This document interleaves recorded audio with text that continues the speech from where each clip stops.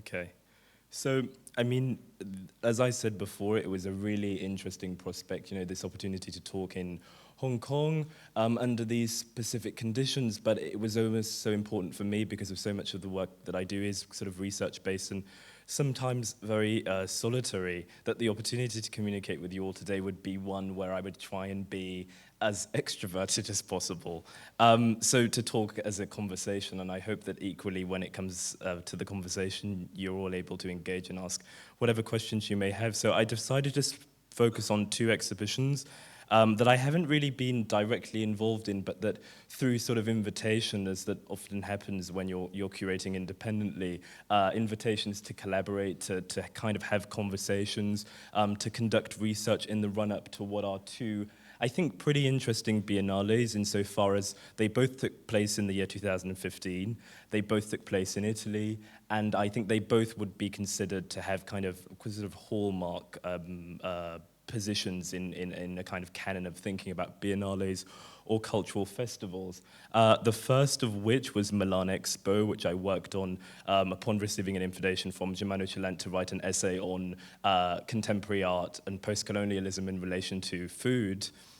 which was unique. And then soon after to work with Okwui and Weizhou in the run-up to All the World's Futures, which was an exhibition that was really at the same time starting to form around a set of tensions and a set of questions that he'd been having conversations, but that hadn't really formed in any kind of thematic structure. And I guess the kind of outcome of this talk will hopefully be, what does it mean to curate a biennale around a specific theme versus maybe a set of concerns or tensions that feel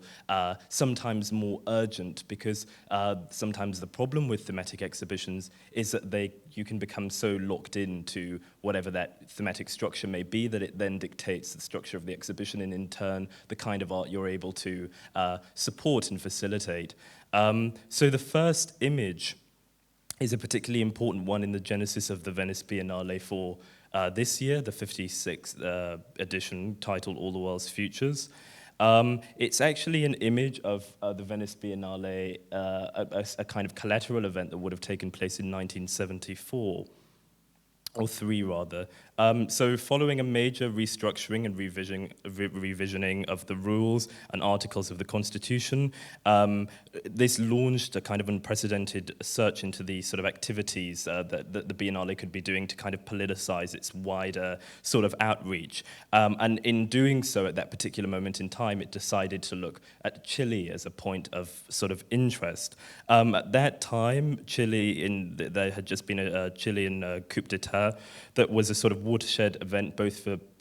Chile and for the Cold War period. And I'm going to read it sort of as it's been reported because it makes more sense. That the military was replaced by the Unidad Popular government that was established Junta de Jopiero that suspended all political activity in the country and repressed left-wing movements, especially communist and socialist parties. And that for Okwui, that particular point of interest really came as a kind of an interesting point at which you saw the intersection of the Biennale and society. So he remarked that it had foregrounded a gesture of solidarity in the aftermath of this coup d'etat, in which General Augusto Pinochet overthrew the government of Salvador Allende. In the constitution and restructuring of its programs, and that year students, activists, trade unionists, and the public at large got much more involved in the Biennale as a direct result of that political initiative. So in addition to that, you also have another historically important development for the Biennale, this year's Biennale, and I'm calling it the kind of political fabric out of which then the Biennale was sort of spun. So you have, in 1988, a direct challenge towards the notion of Venice Biennale as a kind of all-seeing sort of global exhibition that would reflect, that would host within it these sort of foreign sort of, modes of display, and that those would be kind of concessions within a wider theme, was seen as unpopular at the time because, abstract expressionism had started to dictate a form of sort of white cube visual structure that seemed maybe more consistent with some of the ideas that were being had in relation to exhibitions and how they should be displayed. But that's only to say it's relevant insofar as thinking about this Biennale. Like, it's impossible to give an overarching history of the Venice Biennale, but to just talk about the moments that may have been key in triggering an exhibition like All the World's Futures. So that moving on from then, you had these conditions of display which began to shift. What interests me is that then between that time of 1988 and 2015, where we are now, you had the emergence of the black box as a mode of display, but also grey spaces that we now define as those for live art and performance. So incredibly key in the sense that they bring us towards seeing this kind of expanded view of a Biennale that when it would have started, would have had an incredibly fixed somehow notion of how it reflected the wider world, but in a sense was always an international exhibition, or at least that's how it kind of advertised itself. So when we presented this Biennale, one of the issues for me immediately became the fact that I was already doing research on Marinetti and the Futurists for Arts and Foods, which was the exhibition going on in La Triennale in Milan. And basically what became apparent is that the exhibition had already pitched itself as this is a quote, that will employ a historical trajectory of the Biennale itself. The core of the project will be the notion of the exhibition as a stage where historical and counter-historical projects will be explored. But in that exploration, there are obviously omissions. There are obviously certain missing links, one of which is the problematic history of the Biennale in relation to the fascist propaganda that took place between 1928 and 1942, and between the politics and collaborations of the Italian futurist F.T. Marinetti, and Benito Mussolini's fascist, National Fascist Party. So those were kind of an interesting fertile ground because they weren't really being covered in the expo because there would have been no reason to really think about them in relation to the history of art and food, although the futurists had a very particular position. The politics of that were skirted over, and I'll get into more details about how working on that exhibition and actually thinking about the colonial, post-colonial narrative in relation to it was a key sort of trigger for bringing in new content that just wasn't present within that particular exhibition structure. So the kind of map for All the World's Futures then became this way of looking at a history, very much an exhibition as a tool for history making,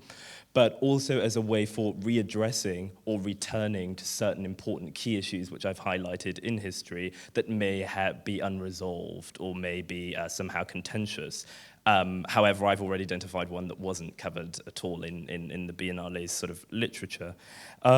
So sort of when we're talking about then how that exhibition unfolded further, I'm just using a quote from the press conference when Onweza himself was recorded as having said, "We live in incredible times," and I think this is the most telling of anything that's really been said about the Biennale in one kind of foul swoop, because there's a lot of kind of hyperbole and a great deal of verbalage that comes with talking around an exhibition before it happens. It's incredibly difficult to articulate what you're going to do before you do it. So I go back to the quote. "We live in incredible times, and at times this incredulity has no solution, and therefore we have hope." And I think that on a very baser level sort of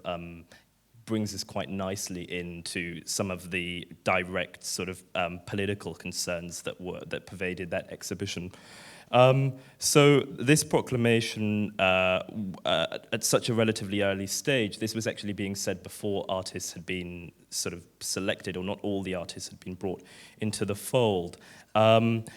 Already made it quite clear what the direction of the Biennale would be, but also in addition to this, the formation of filters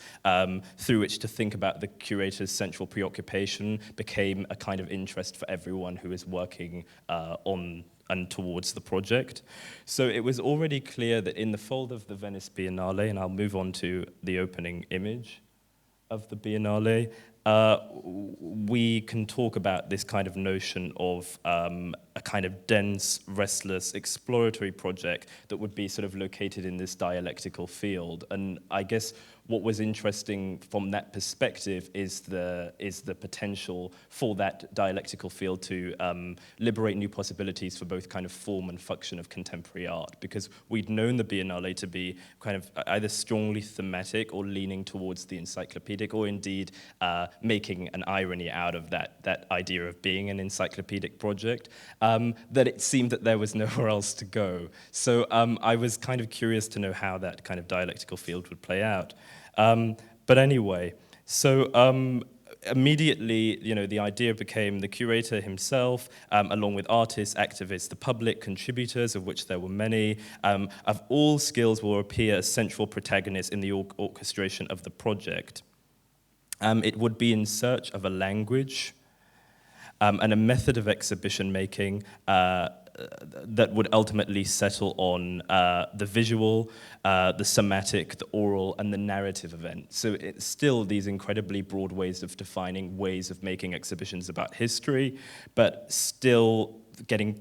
quite a bit closer to what it might mean to make an exhibition that deals with a lot of the concerns I mentioned earlier. So when we move then into this notion of the filters, in this particular work, it's kind of beyond recollection now, because there is so much work being presented in Venice that I'm sure even for those of you who visit, you're already getting a kind of amnesia and having blind spots and blackouts. But for me, it's always interesting to think about how sort of key works sort of certainly postulated a position as liberating the direct political potential of the Biennale, this being one of them. But I was thinking about the exact functions of each of these filters, which I mentioned earlier, and they all ended up becoming something quite different. And I say this as someone who worked on the development, but really more so was a participant and was active in looking at the Biennale.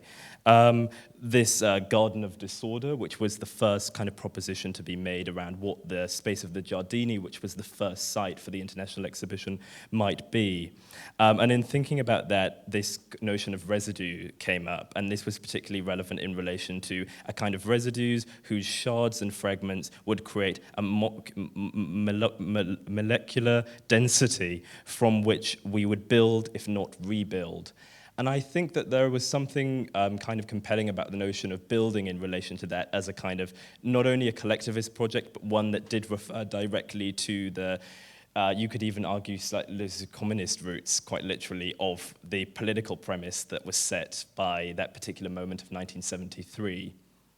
So there we have an exhibition unfolding, and it was inspired by the notion of what a garden might have meant in Persian antiquity, where the garden ultimately derives from. The second filter, which was, this is the entry point to the arena, and at the front you see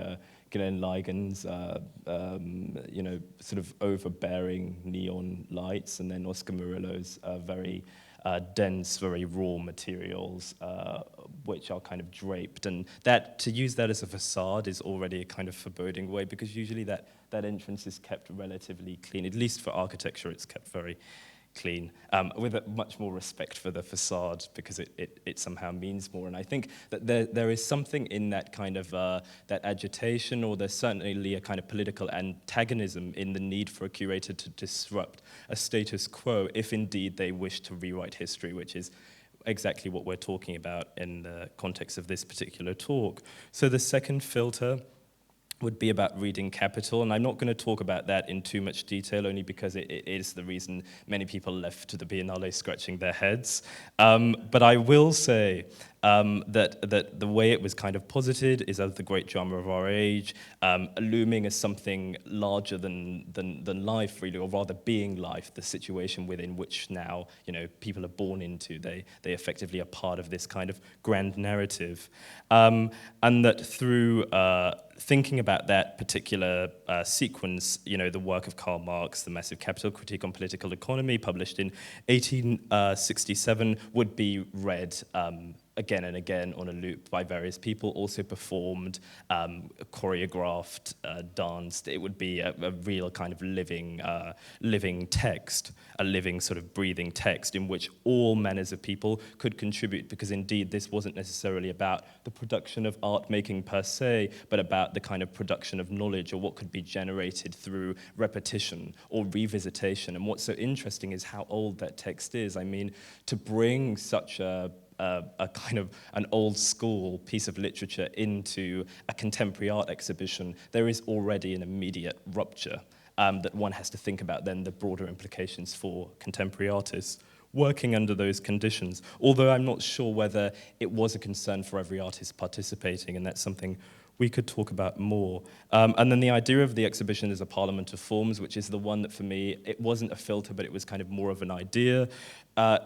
Is still incredibly compelling, only because I really like those two words coupled alongside one another, what it might mean to produce a parliament of forms, or what might constitute a parliament of forms in an age where we're constantly thinking about what constitutes a modernity, and that certainly in relation to thinking about All the World's Futures as a project that would also be implicated in the post-war, there were very many artists who were ultimately, who would have been formed more so by those politics than those of maybe capital or late capitalism. So it was kind of interesting how you had this kind of friction between capitalistic production, industrial production, and a kind of the collectivist potentiality of the immediate present. And that's such a rich place for an art exhibition to begin, even without there being any art yet. You know, it's a kind of real smorgasbord of potential. So rather than an overreaching theme, it would encapsulate diverse forms of practice and one unified field of vision, which I think this is where it starts to get difficult, because actually finding a unified field of vision for practices that are going to sit within those filters that I mentioned has its own complications. But I'll move further into the kind of site specificity of the Biennale. So this is how it was communicated in its kind of early press release. 100 years after the first shots of the First World War were fired in 1914, and 75 years after the beginning of the Second World War in 1939, the global landscape again lies shattered and in disarray, shattered by violent turmoil, panicked by the specters of economic crisis and viral pandemonium, successionist politics, humanitarian catastrophe on the high seas, deserts, and borderlands, as migrants, refugees, and desperate people seek refuge in seemingly calmer and more prosperous lands. Everywhere one turns, a new crisis, which kind of makes us think about the presentation that Brian was making yesterday. Everyone turns to a new crisis, uncertainty, and the deepening insecurity and loss of regions of the world seem to leap into view. So this idea of things seeming to leap into view is incredibly important, because, like I mentioned before, what does it mean to create an exhibition that can come out of a certain urgency and that can form concepts and maybe answer questions as often as it kind of posits them? And I think that one of the really interesting moments is when the Biennale opened and you actually saw the engagement with the works. But for now, I'm going to move further into the actual experience of visiting the space itself. So it's not, I mean, for many of you, I'm sure you will have visited, maybe if this not this edition, another edition. But I think what's particularly curious about this particular edition of the Venice is the way it kind of reconstituted the architecture of the location, and the extent to which the outcomes, the spatial outcomes of re-envisioning a form of biennale making, which is now a kind of craft within itself. I mean, we talk about exhibition making, but I think many people who have institutional practices that are tethered to spaces, it's still quite difficult to comprehend what it would mean to work in an entirely sort of carte blanche way in terms of looking across a city or looking across a very sort of an urban space, as was presented yesterday in one of the presentations by Chitti, on the notion of having to introduce content to urban forms or to spaces where you might not expect to see that work. Not that Venice is necessarily urban, but certainly there is a need to, I guess, get people to rethink the space in a way that they wouldn't otherwise, I guess viewing it as tourists, as many of us do before we visit as guests of the Biennale. So in this particular image, you see the live reading of Das Kapital, and you see the audience consuming the text and hopefully engaging with it and taking an interest. One of the interesting things about that moment in which the exhibition slipped into a performative space, you saw a kind of differentiation between the types of audiences that were engaging in the Biennale on different levels. And it certainly, I guess, in terms of it not only being visual, having other aspects that were also live, performed, mediated, meant that there were different channels by which you could receive information through the Biennale. So the visual wasn't the only streamline, so to speak. I finally found the list of artists. So the first work that you saw was by, and I should take it back slightly, was by Walid Beshti. Obviously, the next work, which I mentioned, is Oscar Murillo and Glenn Ligon. It's not so relevant you observe the work, only because typically I wouldn't show artworks in their kind of pure form as slides, only because it's so hard to represent these particular works. But I think installation views, I hope, give you a sense of what was mentioned in the last presentation, which was the notion of juxtaposition, how things play off one another, which is always a really interesting challenge when you're working with installation, because inevitably nature becomes a kind of component, it becomes a player.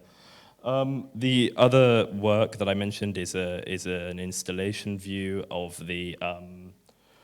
arena curated by, or rather constructed by David Adjaye, the British Ghanaian architect. The next work, which was an incredibly popular work, if you were kind of moving through the space, is by Katrina Gross, and it was entitled Trumpet, and that was again in the space as you walk through the Arsenale, a kind of conjoining space. And I think that's also an interesting thing, this idea of, as well as seeing these spaces as filters, you could see them as kind of portals. And that was mentioned also in Chitti's talk yesterday about ways of gaining entry into another way of understanding, which I think are really helpful in terms of thinking about exhibitions of modes for rewriting history, because it's almost this sense that you have to locate someone somewhere before you take them anywhere. And I think that with exhibitions, often the challenge of telling a narrative, a historical narrative, especially if you're trying to gain or trying to kind of represent some kind of objectivity, can be incredibly challenging, particularly when that viewer may have no point of reference. So that yet another work that was part of the main presentation by Sakip Sapanki. And then you move on to, this room in particular is interesting to me because the artists are kind of all showing at once, and I guess you don't see a sense of juxtaposition so much as you do a presentation of forms, a parliament of forms. You have Jason Moran towards the end, Sonia Gomez kind of trailing down the pillar, and then Laval Monroe, the Trinidadian artist, on the further wall. So that kind of brings All the World's Futures to a close as a topic, and I say it with relative caution of somehow misrepresenting what is such a complex and still kind of growing and morphing exhibition, but kind of wanting to maybe probe how that exhibition may be useful insofar as meeting the aims of this particular panel, which was to discuss exhibitions as rewriting history. So we now move back to a different time. A different moment, I guess, a different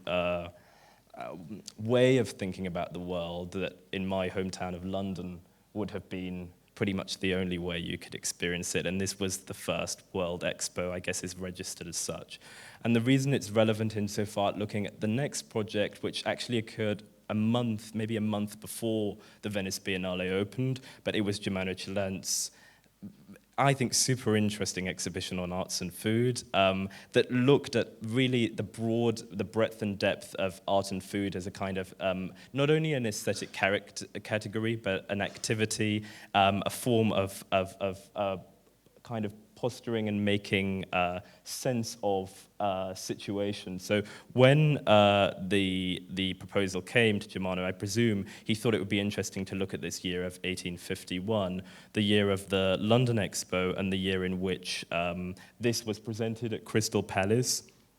A really, really brief history of what this might have had in it. It would have had a kind of Belgian hall, an India hall. You see all of the flags representing each space. And it would have effectively facilitated for Britain a kind of gateway into the trade in commodities of these specific places. So kind of hardware was a huge part of the first expo. And it was a way of obviously increasing trade, but also, like I said, an exhibition that would work with the industries of all nations. So that you had that exhibition that took place in Crystal Palace, and was the architect was Joseph Paxton, very different architect to David Adjaye, very different moment in time. World fairs dealing with raw materials, manufactures, works of art, and was obviously instituted by Queen Victoria. So I think that when looking at that, I mean, it's not a particularly relevant example for me, but it gave a kind of point of departure for Germano to look at the periods in which the discourse on art and food has expanded. And I guess that those periods go from sort of that exact time, which is the sort of 1850s, expanding into what would have been sort of forms of still life, still very painterly representations, and kind of a lot of ephemera or material that would have dealt with kind of excavating a history of how people might have lived and ate at different points, and then moving into a very different space, which is more consistent with Germano's curatorial trajectory, which is the space of contemporary art. And what's really interesting about, it is really interesting about Germano's kind of take on looking at arts and food, and including this work by Dennis Hoppenheim, which is in conversation with works by Andreas Garcia, 99 Cent, and also Bread House by Urs Fischer, which you'll see in a later slide, was kind of this very, I don't know, I guess you could say it's a pop aesthetic in the sense that it leads us to see a kind of stream of images more than it does kind of force us into thinking about the politics of the representation of things, which was such a strong point for All the World's Futures. And I wonder whether, in terms of writing history, whether you actually need a text in order to do that, or whether artworks can be stand-ins for bodies of knowledge and information. But moving on, because I'm running out of time, we're looking at other works by Frank Gehry, which are, I mean, really interesting examples in the sense of how you see a coalescence of art and design. And I think kind of significant to Germano's own biography, that was always a point of inquiry, but it's becoming, I'm not sure what it's like here in Hong Kong, but it's increasingly rare that you're seeing curators work across the disciplines of art and design with such fluidity. It tends to be that one specializes academically in one category or another. I certainly don't have any kind of design affiliations, but it's so fascinating to see a curator work with both simultaneously. So in terms of what the exhibition tried to do, a global panorama of interwoven aesthetics that would focus on eating rituals. It would be an international exhibition that would use a variety of media to express various forms. But I think one of the points that I just want to emphasize is how it positioned certain artistic movements. I wouldn't say in a hierarchical way, but in a way that forced us to think about these positions of images in time and the representations that they may have had. Because when you're talking about arts and foods in relation to a global exhibition, you are very much talking about an exhibition that then has to represent the countries that were present in the expo. I think there was only one Indian artist or Southeast Asian artist involved in this particular exhibition. So you have to wonder the extent to which they're representative, but also it's no one's responsibility to police that. I guess it's up to the curator to figure out how to best represent the pluralities of the times in which we live. So the avant-garde movements that would be implicated would include pointillism, as I mentioned earlier. It would move into kind of more avant-garde movements, and then it would end in pop. But pop was really the lens through which I think the whole exhibition was shot rather cinematically. And I would say that what's interesting is that you had an intertwinement of a kind of NGO way of thinking about nourishment, feeding the planet, global aid, and then this kind of wacky contemporary art exhibition taking a course alongside that, because obviously Expo is also a world fair in which various NGOs come together to share information on various subjects. In this particular instance, it was focused on food. The next expo will take place in Dubai. If any of you are interested, I'm sure it will come with another mammoth exhibition. So you've got another work there by Marisa Mertz, and finally a work by Tom Friedman, coupled by a work by Iled Lessery and Yinka Shanibari. And the reason I'm going to talk a little bit about the work of Yinka Shanibari in relation to this is that I had to talk about the space of post-colonialism in contemporary art and then somehow address food in doing that. And you realize that there is a very short number of artists who've actually worked within that space. But when you do crack it open, you realize it's an incredibly contentious one, because what I was able to find out is that there was a direct relation between kind of the proponents of the Black British art movement of the 1970s, 80s, and 90s, and then practitioners that had worked kind of in modes of still life in order to use representation as a form of kind of political, I wouldn't say political action as such, but certainly as a political gesture. So in the paragraph where I wrote about this particular instance, and I'll read some of it, this was kind of the way in which I figured food was working in the space of this exhibition and kind of after post-colonial discourse. Food has become a floating signifier for a wider conversation about post-colonial memory and trauma, but also the desire to reinvent civilization in the image of an imagined historical canon. Food can be taken to be a thing of desire, capable of traveling through cultures and languages and visual worlds as it accumulates contradictory meanings and divergent subtexts. Whether framed within the domestic, the religious, or the sexualized setting, it has been and continues to be one of the most effective tools for the reconstitution of cultural identity. While the conjectures of wealth and abundance seen in the archaic feasts and the empires past remind us that the fortune of so many is so often the devastation of others, the fetishized food objects encased within the subtle exoticism of the still life painting evoke an exotic fascination with Europe's primitive foundation. One can only evoke the same feelings of desire and rage which can evoke the same feelings of desire and rage one might share in a dialogue at the edge of a dining room table. And that was in relation to the fact that the work included a lot of tables and a lot of sort of settings in which people might have these conversations. And one of the works that was addressed in that essay was by a Black British artist called Lubaina Hamid, who's dealt a lot with notions of kind of colonialism, but in a casual context. So what those might mean in relation to kind of a common thread and a common sort of condition. So we end with such images are lit by the theatrical glow of the historical present, and that's really a strong, that's the glow that illuminates Venice, and it's the same glow that will dim and illuminate the next thing the minute Venice is no longer running.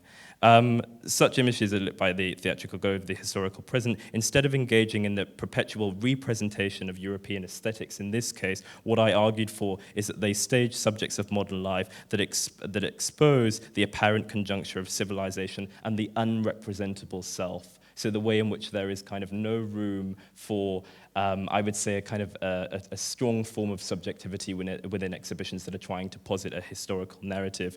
And that brings me to the end of the presentation, but I just wanted to share a final few thoughts, or rather questions for thinking about these two models, and I'd be curious to hear from you all later about whether you think that biennales are a space to act upon narratives of history, whether they can be productive insofar as them being incredibly temporal, quite difficult to contain, but also sometimes laden with a kind of discourse that can make them incomprehensible to the people trying to penetrate them. And I'd wonder whether either example strikes you as more useful in that way, but more than that, to think about the kind of potentiality of another form of exhibition making that may rise out of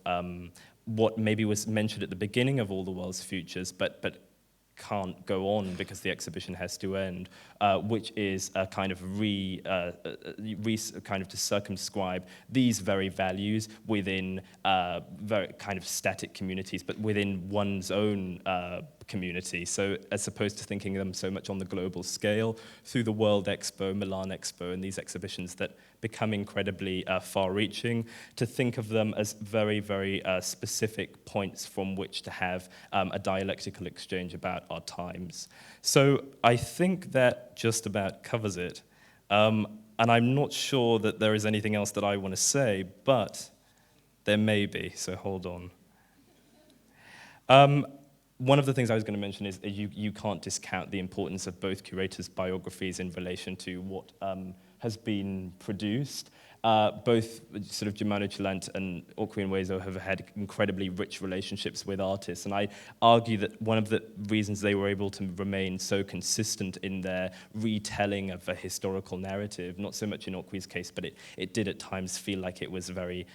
embedded in a certain one side of history. That I'm sure that has to do with understanding artists very well, and one of the things that I'm so aware of is that when it comes to these particular examples, I'm not necessarily sure that there needed to be as many works, or that it would have been more effective to have artists take more control of the situation, and to what extent curating things by committee is kind of useful in terms of telling a historical narrative that can be both poetic and subjective all at once, can be both micro and macro. So anyway, thanks so much for listening. Thank you.